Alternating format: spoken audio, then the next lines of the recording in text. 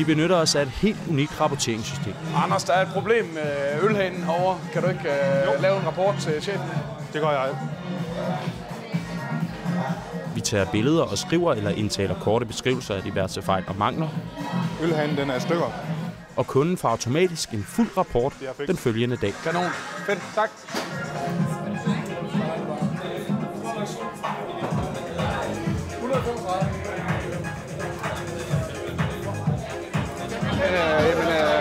Det er herovre, som vi skal skifte.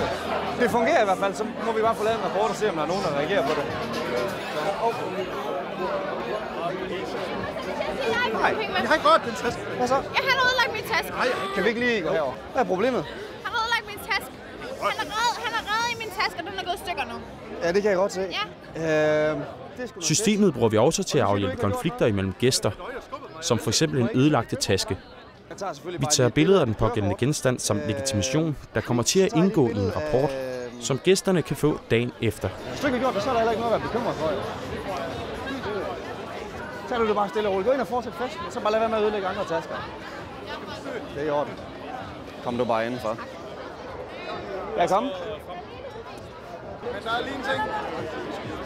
Kan jeg ikke få jer to herude? Så snakker vi lige herude. Jeg vil bare gerne høre, hvordan kan jeg hjælpe jer?